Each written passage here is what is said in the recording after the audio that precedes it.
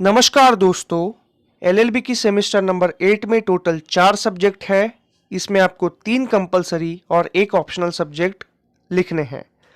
Optional subject के लिए आपके सामने 2 चॉइसेस है, या तो आप क्रिमिनोलॉजी ले सकते हो या तो आप टैक्सेशन ले सकते हो। मैंने अपना ऑप्शनल क्रिमिनोलॉजी लिया था और इसीलिए आपके सामने मैं लेकर आया हूँ क्रिमिनोलॉजी के जितने भी इंपॉर्टेंट क्वेश्चंस हैं उनकी लिस्ट।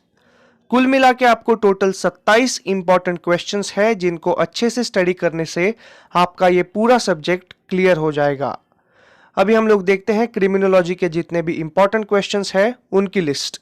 सबसे पहला और सबसे इंपॉर्टेंट क्वेश्चन है, what is criminology, what are the characteristics of crime. Criminology का मतलब क्या है और क्राइम के अलग अलग कैरेक्टरिस्टिक्स के बारे में बताओ। ये सबसे पहला और सबसे इंपॉर्टेंट क्वेश्चन है और आप क्रिमिनोलॉजी का पेपर लिख रहे हो, इसलिए ये सवाल आने के बहुत ज़्यादा चांसेस है। दूसरा है, explain about the schools of criminology. Schools of criminology जो है, अगर ये सवाल आपको पूछा गया तो आपको टोटल 5 स्कूल्स ऑफ क्रिमिनोलॉजी है, उनके बारे में एकदम शॉर्ट में 2 से 3 सेंटेंसेस में समझाना है कौन सी स्कूल क्या है और क्या कहना चाहती है। हमें एक शॉर्ट ओवरव्यू देना है। इसके बाद में 5 स्कूल कौन कौन सी है, उनके नाम कुछ इस प्रकार से। Pre classical school of criminology, जिसे डेमोनोलॉजिकल थियरी भी कहते हैं। इसके बाद में क्लासिकल स्कूल ऑफ क्रिमिनोलॉजी, जिसे फ्री विल थियरी भी कहते हैं।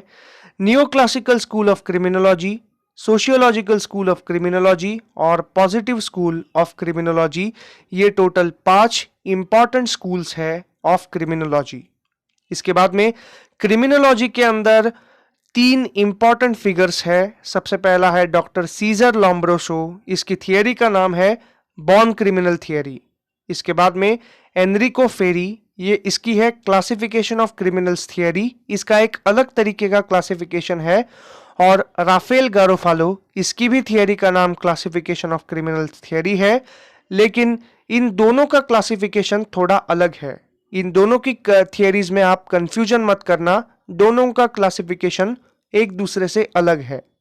इसके बाद में आपको कभी कभी पूछा जाता है कि distinguish between positive school and classical school of criminology. यहां पर आपका थियरी पार्ट खत्म हो जाता है। अभी आपको बेहद छोटी छोटी प्रैक्टिकल कॉन्सेप्ट है। सबसे पहली है व्हाइट कॉलर क्राइम क्या है, इसके बारे में बताओ। तो इसका सबसे आसान एग्जांपल स्कैम 1992 अगर आपने देखा होगा तो हर्षद मेहता ने जो सिक्योरिटी स्कैम किया था वो व्हाइट कॉलर क्राइम का एक बहुत ही अच्छा एग्जांपल माना जाता है। इसके बाद में ऑर्गेनाइज्ड क्राइम क्या है। जितनी भी अंडरवर्ल्ड की एक्टिविटीज है वो ऑर्गेनाइज्ड क्राइम के अंदर आती है। इसके बाद में आप क्रिमिनोलॉजी के बारे में पढ़ रहे हो तो क्राइम क्या है और क्राइम के मेन कॉजेस क्या है, इसके बारे में आपको पूछा जाता है। तो सबसे बड़ा और सबसे महत्वपूर्ण कॉज है गरीबी। तो हमें समझाना है poverty as a cause of crime, और इसके ऊपर आपको एक शॉर्ट नोट निकल कर आ सकती है। इसके बाद में जुवेनाइल डिलिंक्वेंसी। जुवेनाइल डिलिंक्वेंसी में आपको जुवेनाइल जस्टिस एक्ट का रेफरेंस देना है। जुवेनाइल डिलिंक्वेंसी का मतलब है बाल गुनहगारी, यानी जो नाबालिग बच्चे हैं उनके द्वारा की जाने वाली गुनहगारी एक्टिविटीज। इसके बाद में आपको एक इंपॉर्टेंट सवाल है, explain about the Edwin Sutherland's differential association theory. Edwin Sutherland नाम का एक बहुत ही बड़ा पॉलिटिकल साइंटिस्ट था और उसकी थियरी का नाम है डिफरेंशियल एसोसिएशन थियरी। इसके ऊपर आपको श्योर शॉर्ट नोट आ सकता है।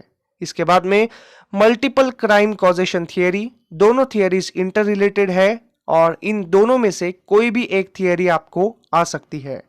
इसके बाद में क्रिमिनोलॉजी आपको समझाता है concept of police system in India, यानी हमारे जो देश के अंदर ब्रिटिशों ने लाई हुई पुलिस सिस्टम है उसका स्ट्रक्चर, फंक्शंस और पावर्स, इनके बारे में हमें समझाना है। महाराष्ट्र में आपको Bombay police act, Maharashtra prison manuals और बाकी सारे छोटे छोटे इंपॉर्टेंट एक्ट्स, इनके बारे में भी आपको क्रिमिनोलॉजी के अंदर जानकारी मिलेगी। इसके बाद में पेट्रोलिंग एंड सर्विलियंस सिस्टम, इसके बारे में भी आपको जानकारी मिलेगी और इसके ऊपर भी शॉर्ट नोट निकल कर आ सकते हैं। इसके बाद में 20वां इंपॉर्टेंट सवाल है इंटरपोल। इसके ऊपर एक शॉर्ट नोट निकल कर आ सकती है। इसको आप आसानी से याद रख सकते हो। एक रिसेंटली एक मूवी आई थी नेटफ्लिक्स के ऊपर जिसका नाम था रेड नोटिस। और रेड नोटिस एक बहुत ही अच्छी मूवी है, लेकिन इंटरपोल यानी international police organization red notice, blue notice और बाकी सारे नोटिसेस निकालता है, और ये नोटिसेस आइडेंटिफाई करती है क्रिमिनल कितना डेंजर है उस चीज को। तो इस चीज को आप जोड़ सकते हो रेड नोटिस फिल्म से। इसके बाद में क्लेप्टोमेनिया, ये चोरी करने की बीमारी है और इसके ऊपर आपको शॉर्ट नोट लिखना है, ये भी आ सकता है। इसके बाद में what are the different kinds of punishment, theories of punishment आपको लिखना है, और अलग अलग थियरी के सुझाए हुए अलग अलग प्रकार के पनिशमेंट, इनके बारे में आपको एकदम शॉर्ट में लिखना है, 1 से लेकर 1.5 पेज में। इसके बाद में should capital punishment be abolished, ये एक ओपन एंडेड क्वेश्चन है और आप इसका आंसर अपने हिसाब से लिख सकते हो। आपका डिस्क्रिप्टिव पेपर है और इसमें ओपन एंडेड क्वेश्चन आने के चांसेस बहुत ज्यादा है। इसके बाद में open air prisons and observation homes, ये थोड़ी सी ह्यूमैनिटेरियन कॉन्सेप्ट है और हाल ही में इसे इंट्रोड्यूस किया है। ओपन एयर प्रिजन्स और ऑब्जर्वेशन होम, जैसा मैंने ऊपर कहा कि जुवेनाइल डिलिंक्वेंसी, जिसे मराठी में कहते हैं नाबालिग गुनेगार या फिर बाल गुनेगार, इन्हें पॉलिसी लैंग्वेज में कहा जाता है कच्चे कैदी, यानी ऐसे कैदी जो फर्स्ट टाइम ऑफेंडर्स है, जो हार्डन क्रिमिनल्स नहीं है, और ऐसे कैदियों को रखा जाता है या तो ओपन एयर प्रिजन्स में या तो ऑब्जर्वेशन होम्स में। दोनों अलग अलग कॉन्सेप्ट है और आपको हर एक के बारे में शॉर्ट में लिखना है। इसके बाद में पैरोल सिस्टम और प्रोबेशन सिस्टम, दोनों आपस में इंटर रिलेटेड साउंड कर सकते हैं लेकिन थोड़े से अलग कॉन्सेप्ट है।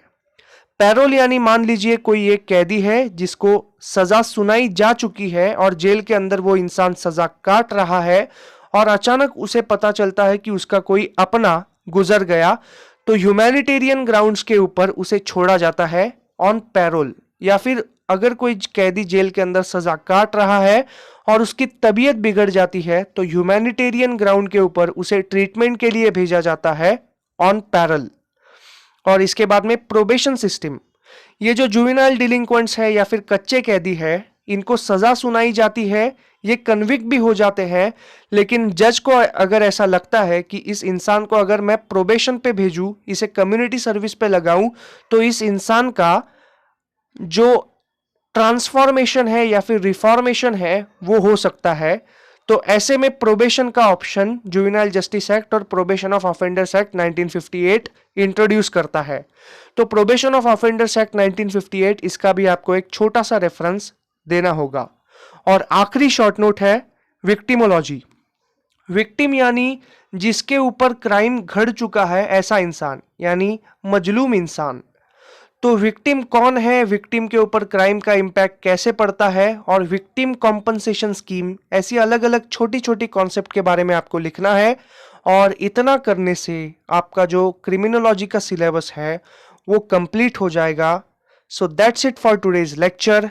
Thank you so much. Please like, share and subscribe to my channel.